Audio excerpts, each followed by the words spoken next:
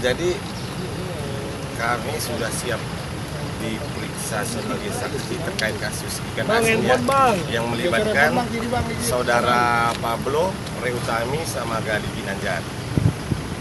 Jadi kalau saya tadi sendiri ada sekitar kurang lebih 15 pertanyaan yang ditanyakan sama penyidik sama saya terkait masalah video, terkait masalah saya melarang itu konten dinaikkan. Setelah kurang lebih itu naik konten 6 menit, saya melarang si Pablo untuk menyuruh kembali Pablo menurunkan itu konten. Saya suruh take down melalui Kumalasari, dan waktu itu juga sempat saya minta nomornya Pablo ke Kumalasari, tapi Kumalasari minta izin ke Pablo, Pablonya tidak kasih nomor handphonenya. Kalau seandainya memang nomor handphonenya saya dapat, saya langsung calling itu si Pablo sama si Rey Utami. Gimana, Bang? Kalau konten itu pertama sekali kebetulan tanggal 17 ya, tanggal 17 itu kebetulan saya buka YouTube ya, buka YouTube macamnya muncul. Saya lihat di menit ke-6 langsung saya telepon ke Kumalasari. Itu konten apaan? Siapa yang buat? Ya kan, Rey Utami sama Pablo gitu kan. Nah, saya bahas di grup. Kebetulan kita punya grup, ada Mbak Desa, ada saya, ada Tatalim, ada Ade Nurul anggota DPR juga. Saya marah besar di situ. Tolong itu konten diturunkan segera sebelum itu banyak ditonton orang, itu masih puluhan kan begitu. Nah, pas saya udah marah disampaikan ke si Pablonya sama si Rey-nya, malah Rey-nya sama Pablonya nantangin. Ya nantangin ya, nggak usah peduli orang-orang, gue yang tanggung jawab deh, gue pasang badan. Yang bisa menjarain gue cuma satu malaikat, katanya. Makanya gue deket sama anak ini, sama si Pablo. Jadi kalau katanya memang nggak ada dilarang, itu salah besar gitu loh. Ini salahnya Pablo sama si Rey. Dari awal udah saya peringatkan. Menit ke-6 itu muncul, saya langsung peringatkan, jangan itu dinaikkan, langsung di take down. Tapi enggak, baru banget dia uploadnya. Baru banget dia uploadnya, saya cek. Terus pas saya cek, terus kebetulan saya cek, si Kumalasari ngirim saya linknya, yang ini bang ya gitu. Oh iya bener nih, saya gituin. Suruh di take down sekarang. Masih ada voice note saya kok kalau denger. Marah besar sama si Pablo sama si Rey. Rey, ini teman-teman gue udah marah. Bang Indri pengacara tahu, udah marah dia. Tolong turunin. Itu nah, malah si Pablo-nya nantangin, gue juga pengacara. Gitu loh. Makanya gue gede banget sama si Pablo nih. Sama pesan saya, kalau saya secara pribadi ya, Pablo sama Rey lu harus dihukum berat-berat. Jangan lu lepas tangan, jangan lu dalikan ke si Gali sama Kumalasari. Nanti gue yang lawan dia. Karena pertama sekali pun gue larang keras itu. Malah gue minta nomor handphonenya dia melalui Kumalasari, itu dia nggak mau kasih. Gitu. Artinya dua orang ini yang tanggung jawab. Ya harus dong. Dan sekarang katanya kan itu konten dia bukan atas nama dia ya. Itu udah jelas-jelas Rey Utami kok.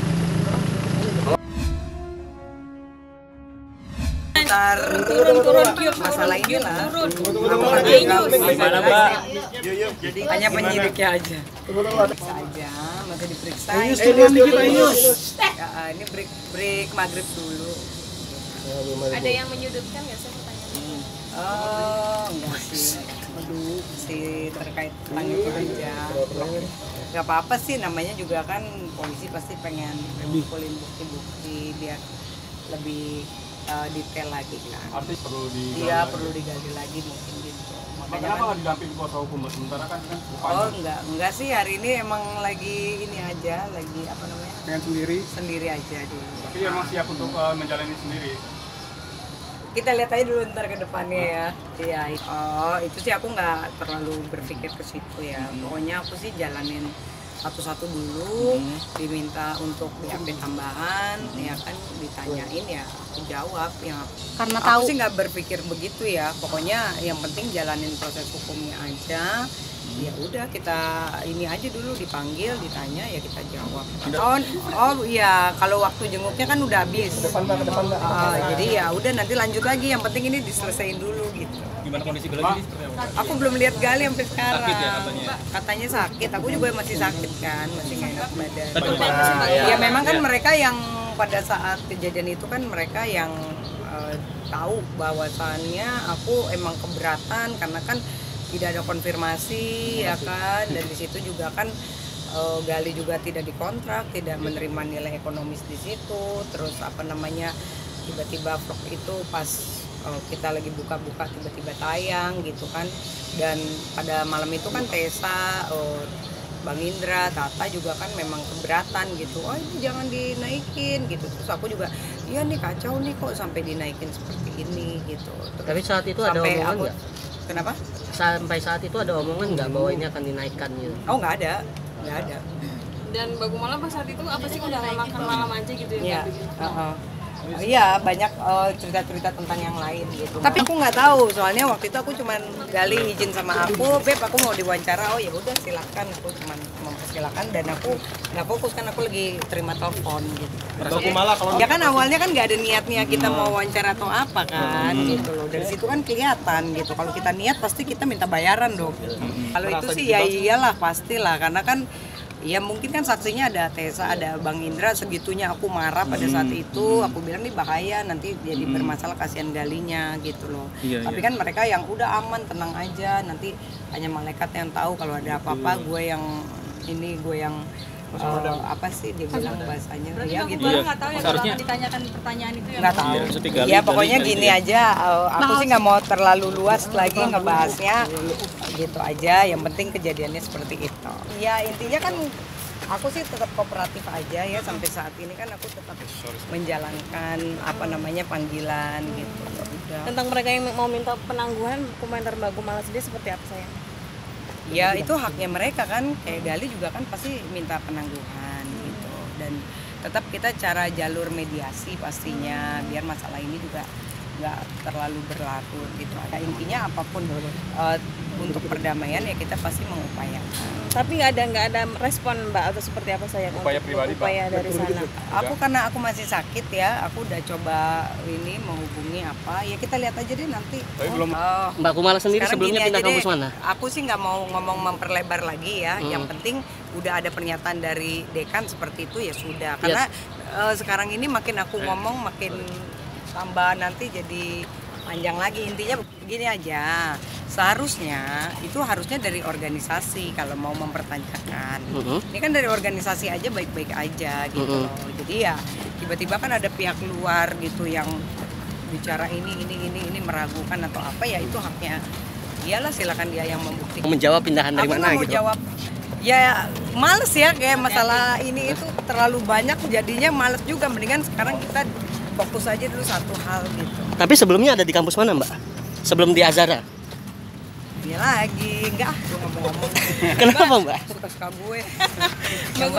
yang penting gue udah ada berita acara sumpah, udah resmi ya kan dari universitas juga sudah gue lulus juga resmi ya udah itu aja udah cukup kan nggak perlu panjang-panjang mau ngapain sih panjang-panjang gitu loh. Ntar yang ada akhirnya jadi kemana-mana males aku jadi mendingan ngomongnya singkat. Agendanya hari ini kita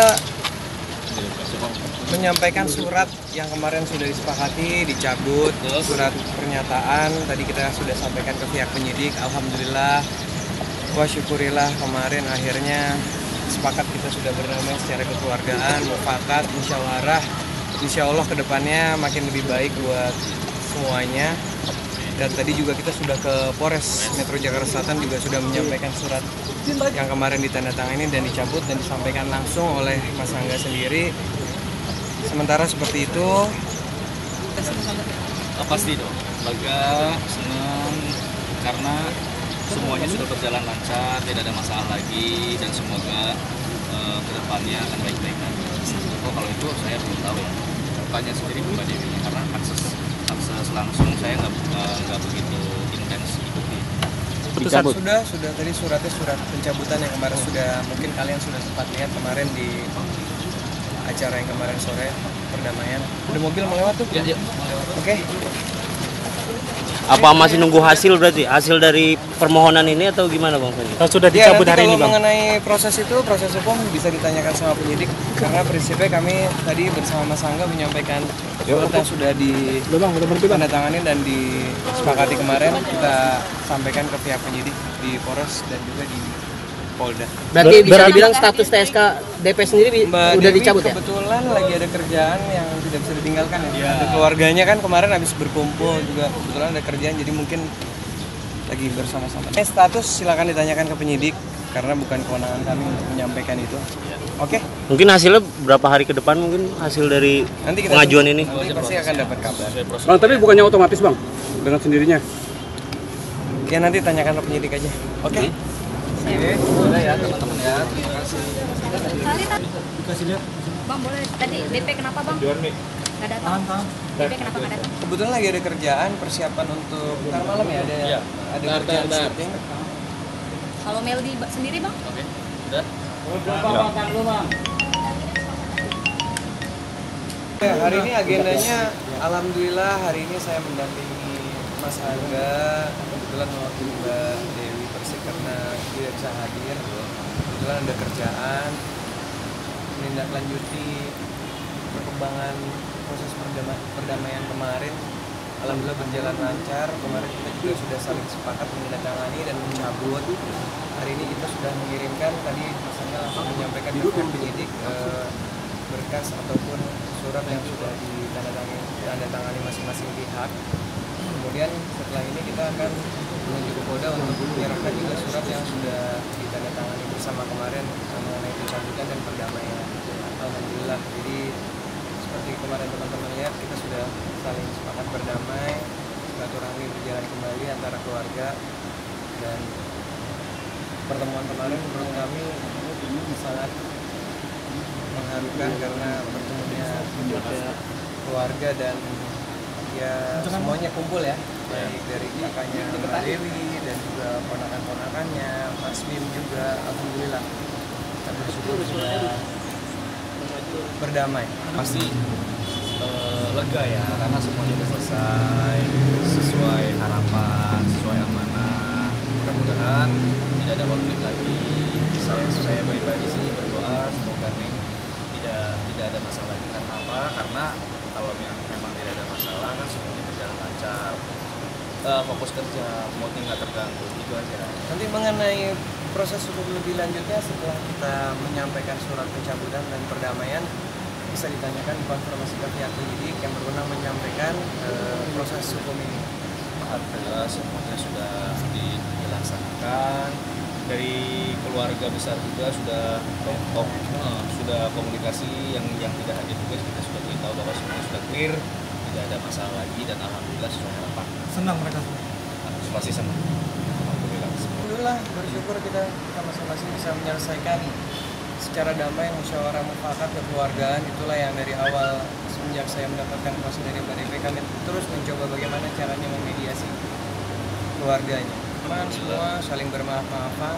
Tidak ada syarat yang harus dipenuhi atas perdamaian ini, semua memang atas dasar keinginan dari hati bahwa memang semuanya harus disudahi, gitu. Sudah terlalu berkelanjutan lah. Alhamdulillah semuanya sudah baik-baik sekarang. Itu kan yang menentukan kan bukan saya kan yang berhak itu semua Mbak Dewi. Dari dulu kan memang pernah kan seharusnya nggak ada yang benar. Oke. Cukup ya, Ditunggu. Oke. Saya datang ke sini komunikasi dengan polisi karena kan ini naik. Ini buat kita sih kabar gembira. Di majuan di. Untuk perjuangan saya dan juga lawyer saya ini luar biasa sekali yang memperjuangkan semuanya, kita kawal terus gitu kan. Alhamdulillah. Yang salah memang harus mempertanggungjawabkan. Nah, hari ini Nggak mau mendahului biar nanti polisi yang akan bicara. Yang pasti adalah ini titik terang buat saya, di kesabaran saya karena orang yang bersalah pasti kan nggak akan bisa bertahan lama, tunggu waktu aja. Harusnya dia datang aja kalau Dia datang aja bersalah. hari ini. Daripada tadi dipaksa kan lucu. Kalau saya bilang alhamdulillah, berarti kan teman-teman sudah bisa menyimpulkan ya, tidak sia-sia saya menunggu sejak berbulan-bulan. Dia membuat karakter saya dan menciptakan opini seolah-olah saya ini melakukan apa yang mereka tuduhkan gitu kan. Tapi kan saya terus bersabar, terus menjalankan proses kepolisian ini. Kalau memang dia tidak bersalah ya saya berharap dia datang. Ini panggilan berkali-kali kan tidak datang. Orang kalau tidak datang merasa takut karena apa? Iya kan? Ya kan harusnya kalau misalnya dia nggak bersalah, dia bertanggung jawab apa yang sudah dia lakukan terhadap saya, harusnya dia datang dong beri keterangan apapun gitu kan. komunikasi sendiri. Pelaporan begini, waktu dia menuduh kita kan kooperatif datang, dan ternyata tuduhan dia itu semuanya tidak terbukti, keluarlah SP3. Nah begitu keluar SP3, kita akhirnya minta dia bertanggung jawab kenapa melakukan seperti itu. Dia kan sudah menjebak saya, memfitnah saya, menipu saya, bawa kabur uang saya, malah dia sendiri yang membuat jebakan di dalam rumah saya. Dan itu kan harusnya bertanggung jawab. Nah sekarang ini saya mempertanyakan lagi sama pihak kepolisian, makanya tadi saya bertanya, agak diskusi dengan polisi itu begini, kan Vicky Prasetyo dan keluarganya sudah dipanggil, dikirimkan surat, tapi dia tidak menghargai kepolisian. Harusnya kan sebagai warga negara yang baik, waktu dia melapor saya kan saya kooperatif, saya datang. Harusnya kalau saya sekarang melapor dia, kalau dia tidak merasa bersalah, datang dong, ya kan, hargai kepolisian. Nah ini yang karena saya sudah mendapatkan informasi dari polisi bahwa ini sudah naik, artinya alhamdulillah berdiri saya mempertanyakan apa alasan mereka tidak datang, tapi ternyata mereka nggak ada alasan. Harusnya ada alasan, apa sakit, apa sibuk, atau apa kan ada alasan. Nah ini yang yang saya pertanyakan. Nah kalau orang nggak datang, orang sudah bersalah, gimana caranya supaya bisa datang ya? Berapa banyak? Sih kurang lebih ada lebih daripada 5 orang. Dan barang bukti apa aja banyak. Nanti di luar polisi yang itu. Dan Vicky Alman ini kan juga kan yang dilaporkan pada saksi kan, nah akhirnya sekarang menjadi saksi. Dari awal dia tuduh atas tuduhan itu, polisi kan melakukan gelar perkara. Sementara dia roadshow kemana-mana bisa ngomong, dia bisa ngomong apa aja yang dia mau. Tetapi ketika dia ada kayak gelar perkara, dia nggak berani datang. Kalau kita datang semua, baik yang dilaporkan, pengacara kita semuanya datang. Bedanya saya sama Vicky Prasetyo, banyak undangan televisi untuk mengklarifikasi ini. Bukannya saya tidak mau menghargai televisi atau apa atau teman-teman yang lainnya, saya tidak mau berbicara ini karena saya tidak mau cari sensasi atau mendapatkan apa yang materi dari situ untuk diri saya. Enggak, saya mau menyelesaikan ini di kepolisian. Kalau mereka kan enggak, roadshow kemana-mana, tapi mempertanggungjawabkannya enggak ada. Sampai kan di gelar perkara itu sudah di gelar perkara, lalu kan dari situ mengacu pada SP3 ini. Masih unjuk kok. Bahwasanya tidak ada. Tarik tahan dulu bang, tahan bang. Mundur dikit dong, ngapain mundur semua, munduran bang. Tahan bang. Jelas ya? Tahan bang. Ini surat SP3. pemberitahuan pemberhentian penyelidikan. SP3 yang waktu dia tuduhkan. Oh, artinya terbukti tidak bersalah. Kalau mobil tuh anakku tuh bukan anak yang wah aku harus punya mobil ini punya mobil itu, karena gini, kenapa aku, banyak orang juga mungkin yang nggak tahu, yang ikutin kisah hidup kita pasti tahu bagaimana kita pernah mengalami up and down dalam hidup ini gitu ya, tidak selalu senang gitu. Dan aku orang yang tipe nggak mau kelihatan gue punya duit, aku banyak duit apa enggak, saat aku susah, saat aku ada uang ya ada uang. Momen di awal-awal kita menikah tuh duit lagi banyak tapi semua kita alokasikan buat rumah. Jadi Aurel Jill tuh pernah 2 tahun lah mengalami liburan tuh kita cari hotel kak, budget yang murah kak. Tuh inget banget kita liburan pertama ke Eropa, cari hotel yang murah, cari makan gak mau restoran, carinya yang apa tuh yang kalau kayak burger di sini namanya jangan disebut mereknya itulah gitu. Dan mereka mau untuk tetap bersama melewati proses masa-masa itu. Jadi sekarang di saat kalau aku punya uang, aku pengen menyenangkan mereka, itu suatu hal yang menurut aku setara dengan apa yang udah mereka lalui. Maksudnya bukan berkorban banget lah, tapi artinya kita tuh pernah mengalami hal-hal yang mungkin di teman-temannya dia, anaknya siapa, bisa naik mobil ini, liburan bisa naik bisnis kelas, hotel paling bagus, tapi saat itu kita tetap menikmati liburan dengan semua yang serba standar, tapi kita yang penting pergi bareng. Dan mereka nggak malu, mereka mau itu sampai 1-2 tahun tetap kita bareng happy, nggak pernah ada yang punya orang tua gini, nggak ada terlantarkan itu gitu. Jadi saat aku sekarang punya alhamdulillah punya rezeki, itu hak aku untuk menyenangkan mereka. Karena mereka juga anaknya kadang kalau kak lagi nggak ada supir naik mobil apa kendaraan orang lain, Jiel apa sana nggak ada yang malu gitu, nggak ada yang "Ih, malu bun apa" gitu. Malah 17 tahun aku sempat mau beli dia mobil, mungkin teman-temannya beli mobil, aku beli dia mobil yang biasa aja, nabrak mulu karena nggak bisa bawa mobil. Jadi akhirnya kita nggak beli mobil lagi. Kenapa ini 21 dibeliin? Karena kasihan ya, kalau kadang kalau misalnya mobil lagi dipakai, kita kadang nyuruh dia naik kendaraan online atau naik taksi atau nggak diantar naik ini naik itu. Kasihan juga kakak udah deh, maksudnya aku mau menyenangkan dia lah. Aku bilang sama dia, makanya aku bilang Kak, asuransinya nih kayaknya bukan all risk lagi ya, harus yang benar-benar luar biasa gitu, apa tuh namanya, karena aku bilang kalau kamu belajar bawa mobil yang biasa dulu aja, yang sekarang ada, tiap hari kamu belajar, kan mobil juga baru sebulan datangnya. Jadi kemarin tuh baru yang apanya gitu, tapi persis seperti itulah yang dia mau warnanya. Jadi sekarang bawa mobil yang ada dulu, yang bisa memang kalau nabrak kita nggak terlalu sedih lah gitu. Maksudnya kalau ada terus ditemenin juga, tiap hari dibawa dulu sampai 3 bulan dia lancar baru bawa. Karena kalau enggak, baret-baret aku stres juga. Ya kalau mahalnya kan kalau ke baret aja atau ganti apa, aduh aku udah kebayangin. Aku bilang Kak, jangan ya, ini bunda udah perjuangan banget, jangan sampai kamu kenapa-napa gitu.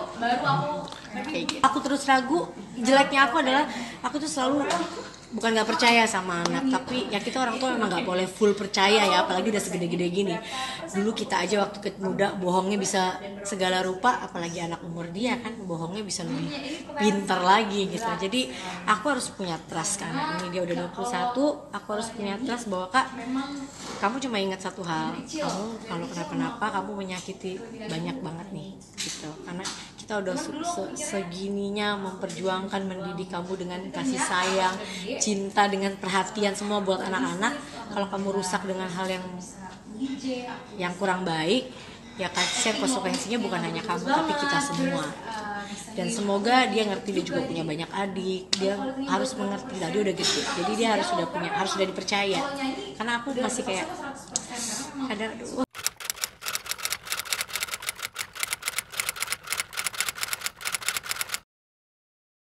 Jadi jangan lupa untuk subscribe Cumi Cumi.